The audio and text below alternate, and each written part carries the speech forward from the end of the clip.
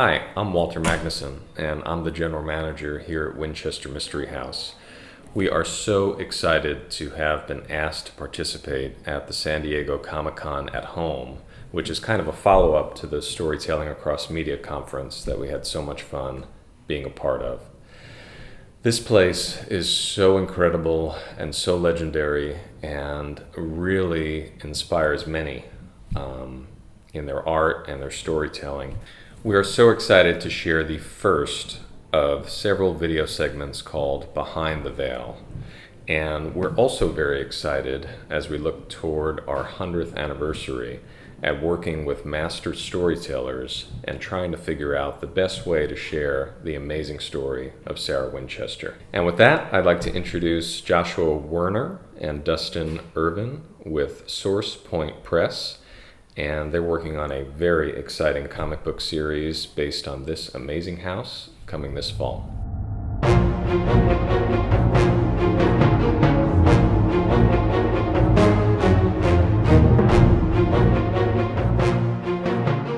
Hi, I am Joshua Werner, and I am the CCO and co-founder of Source Point Press, and I'm the writer of the upcoming comic book series, The Winchester Mystery House.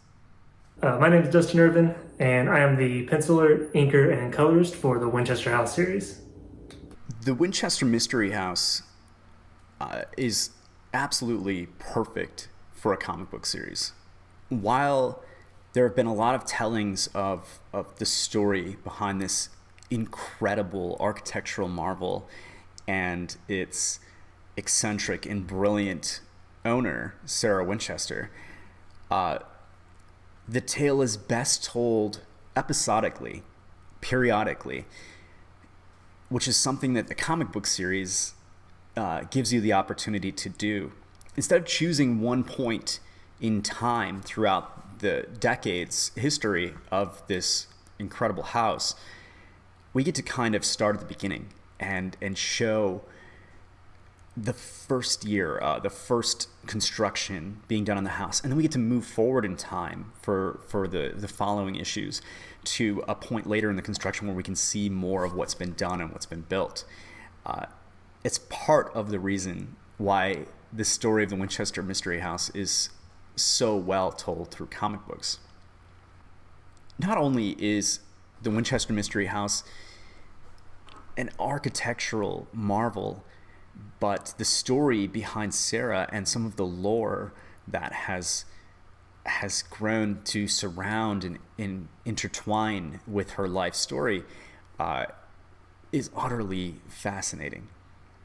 Here we have this absolutely brilliant woman who's ahead of the times in every way, who has suffered this great loss after having lost her only child as an infant, and then losing her husband to tuberculosis, to then becoming the heiress of a massive fortune from the ownership of the Winchester Repeating Arms Company. This is just the beginning of her tale. To figure out what it is that drove her to start construction on this never-ending, incredible mansion, just labyrinth that is unlike anything we've ever seen before architecturally. That is where the fun lies in a comic book series. Was there a curse? Was Sarah running from something? What was driving her? What made her so passionate about this never-ending construction? Was she haunted by the ghosts of those killed by the rifles? All of this comes into play into some of the supernatural elements of this comic book series. I am so excited. For this series, it was really important for us to be historically accurate.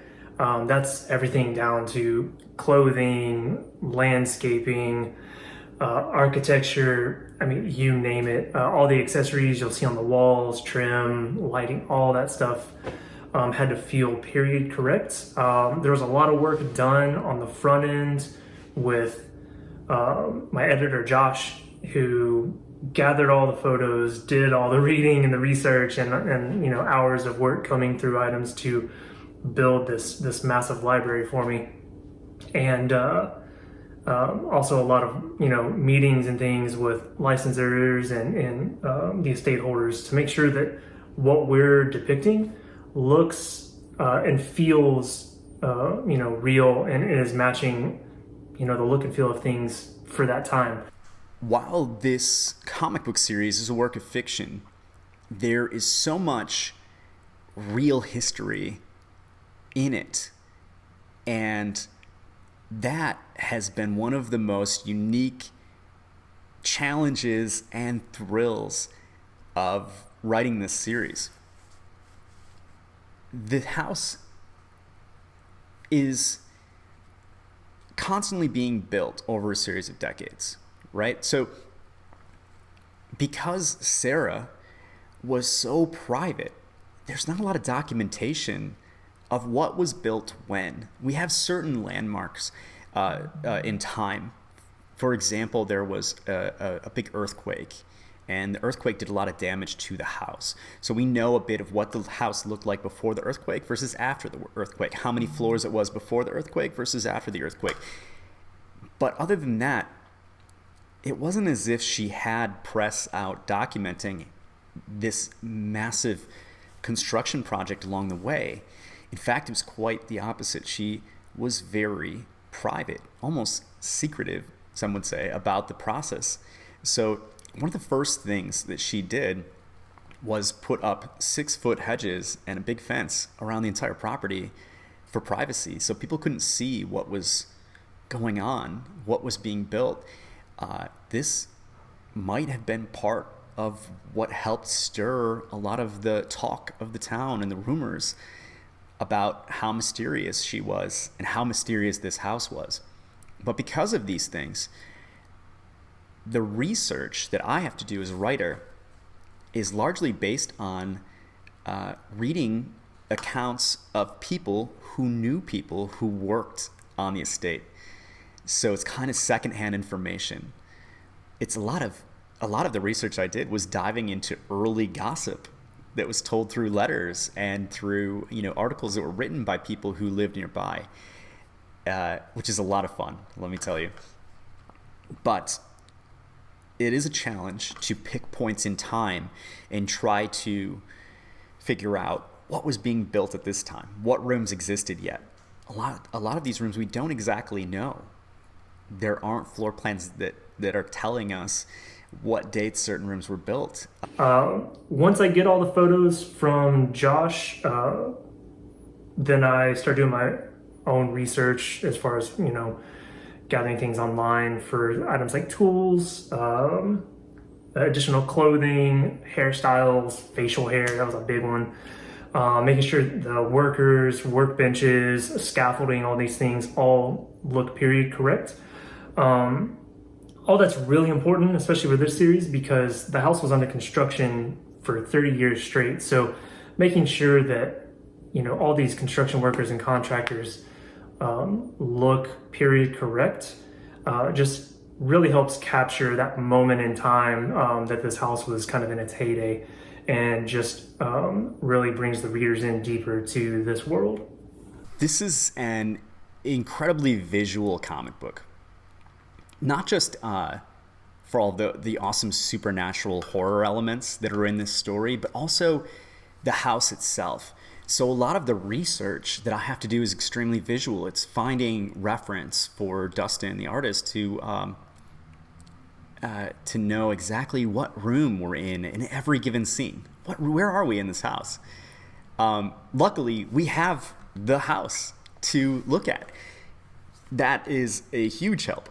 But let me tell you, that help only goes so far.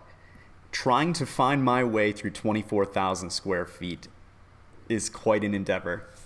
So there's this incredible 3D walkthrough, virtual walkthrough that you can do at home from the Winchester Mystery House website. And I have spent so many hours doing this walkthrough through the mansion to try to find certain rooms, and of course I'm constantly inspired along the way. There's so many fantastic rooms. And then later everything will fall into place in the script, and I'll say, okay, I need to find that room again. And I need to go back, and I need to do screenshots to put together reference and angles and look at that room and look at the details of it to give to Dustin. And I can't find it. I can't find the room again. I've gotten lost in this labyrinth of taking lefts and rights and stairs and back down. And it's oftentimes I struggle to find certain locations again.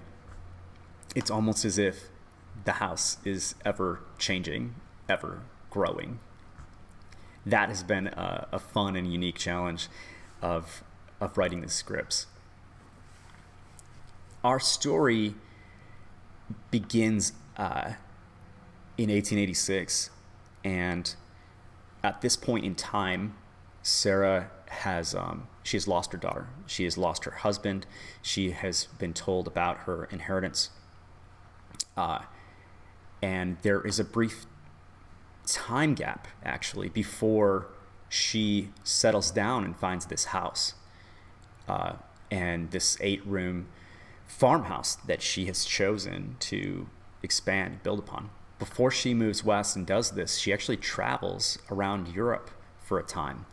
And in my research, I found that she spent some time in France, and it seems very likely that she spent time with the Freemasons there. Now, at the time, some of you may know that the Freemasons did not allow women in most countries except in France. We can find hints of her time with the Freemasons throughout the mansion if we look very closely. What part did this time in her history play in the construction of this house? And what hidden puzzles and stories are still yet to be unlocked in this mansion? This is all part of the Winchester Mystery House comic book series and part of the research that I've been doing for this. And I don't want to give away too much, but I can tell you that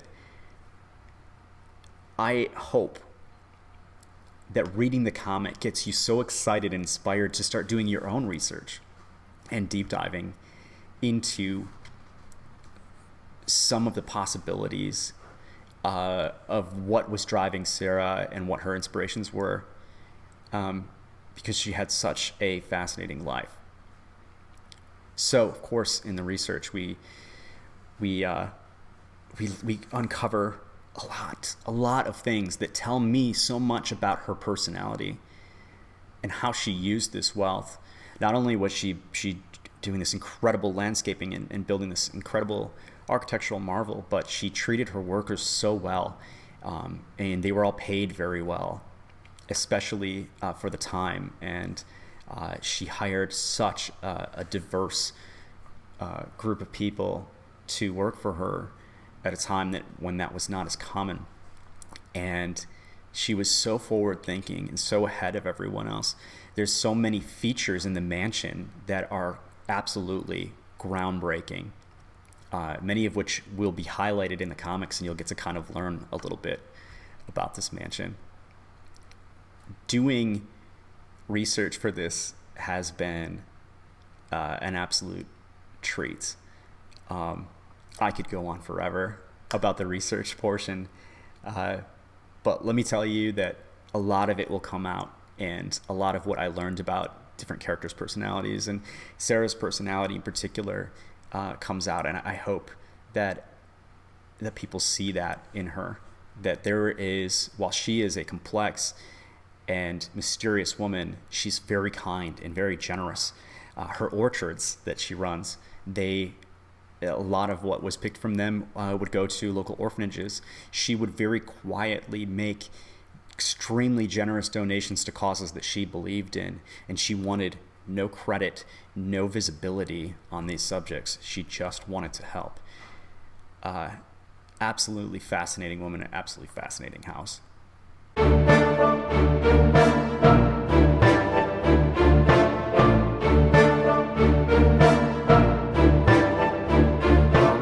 as far as my general process goes, starts with a quick read through of the script. Usually doesn't involve any sketching at that point. I just like to digest what's happening in the story, and then let any kind of mental images, I guess, simmer, and then jump to sketching. So I'll do a second read through and start sketching as I go there. And that's where I just get pretty methodical, where I start at page 1 and do a little 2x3 or, what have you, thumbnail, nothing too large. And I'll go through that start to finish. Any panels I'm kind of struggling with, I'll just skip to the next one so that I don't spend too long just sitting there picking at it. And I keep going through until I've got a complete book pretty much roughed out in a very small format. From there, get editor approval and jump to board. And once I'm going to the board, I try to stick to the thumbnails as close as I can, because a lot of the heavy thinking has been done at that smaller size, and then the rest is just bringing it up to a larger size for detail. With my pencils, I'll usually get, I would say about 80% polish, and then the rest is left for the inking stage. And then, once it's inked, I go to Photoshop and do some just basic coloring and painting on top of that, and off to the letterer. So, yeah. Working with Dustin Irvin has just been a dream come true. He's such a pro, and my favorite thing has been that we're very much on the same wavelength in our thinking for this story. The first thing that we do, after I've sent him the completed script and approved script, and after he's read it and had a little bit of time to digest it, is we jump on a video chat. And it's usually a pretty long call. And we will go panel by panel. And not only will we talk about like how I'm, envisioning the composition of the page or the particular panel, his thoughts on it and what he wants to add or subtract, but we're talking about what would each character in each particular scene and situation be thinking about. What are their feelings toward the other character? What is the unspoken history? As all of that stuff comes out in their body language and in all of the subtle expressions that Dustin gives to these characters that bring them to life. That has been so much fun to dive into. Sometimes we'll stand up in the video chat and kind of like act out a scene or a pose, an angle. We'll go through it. We'll discuss, what the visuals are for each one. Where the reference is or where I need to get them referenced. Like, I still need to get you a picture of this particular wall or whatever might be happening in that room in that time, and he will give a lot to this. A lot of what you're going to see visually is straight from his mind and his ideas, and they're all storytelling elements. So color is a big one. Color and lighting. It's something that Dustin and I talk about a lot with each other, is when a mood should shift, and how do we convey that to the reader to make sure they know the mood is shifted, not just the location or the time of day, but the mood. And that is something he's phenomenal at. Color palettes for particular scenes are really big. We associate a certain color palette with supernatural elements in the story. If you're about to see something supernatural happen, there is some kind of shift in palette that will kind of let you know, and there's certain key colors associated with what's happening inside this house. He is fantastic to work with. We're just, a lot of times what he's envisioning after reading the script is exactly what's in my mind, and it's so fun to see that come to life. I personally get so excited whenever he sends anything in, and this goes all the way back to getting the first concept sketch in for this series. Here we have it. This is a test panel, basically. just a look at the style that he's going for, and I absolutely love it. So at this point, issue 1 is fully finished. It's colored and lettered, and it's so exciting. It really came to life. Dustin Irvin and Justin Birch, they really brought this script to life. But I am so excited for issue 2.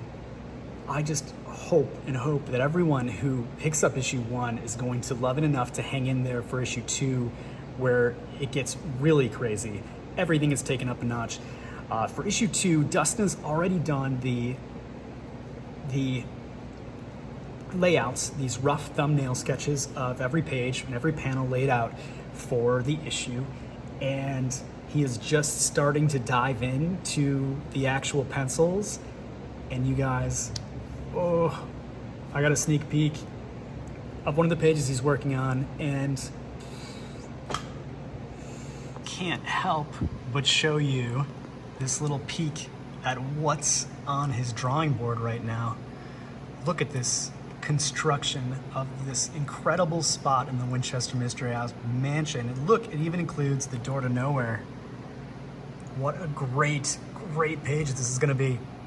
What's it like to work with Josh? Josh is amazing. He has done so much work on the front end to basically make my job as easy as possible and just give me as much time as I can to draw.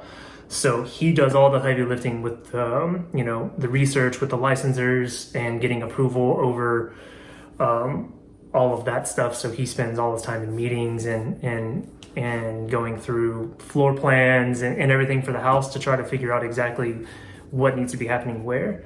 And the same goes for his script. He has a very detailed script on what room in the house something needs to be taking place in, where on the ground something needs to be happening, all the way down to what kind of roof tiles need to be occurring in certain scenes because of when the house was being built.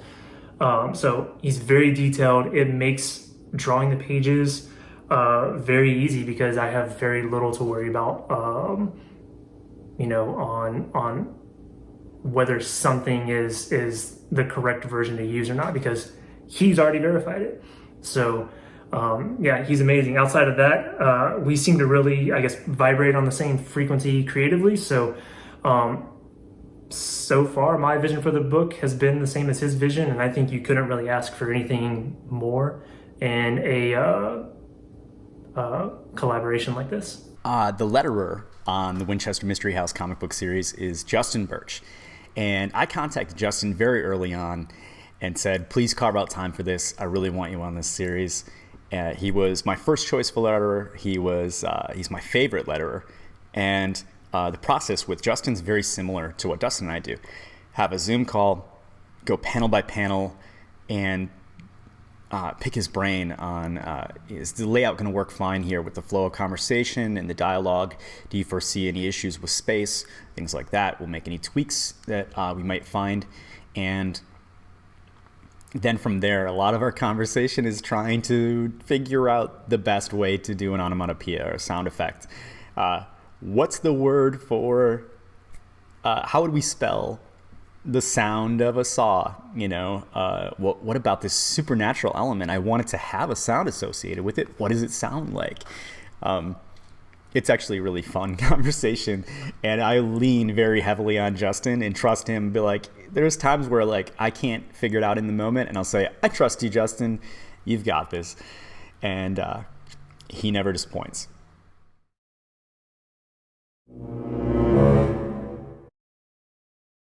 Here is what you can expect from the Winchester Mystery House comic book series. You can expect an incredible historical story to unfold before you that intrigues you and draws you in to make you want to know more behind this real house that you could go visit. And then you're going to get pulled in even more with the supernatural elements of this story behind the construction, the creation, and the ever-growing expansion of one of the most haunted buildings in the world.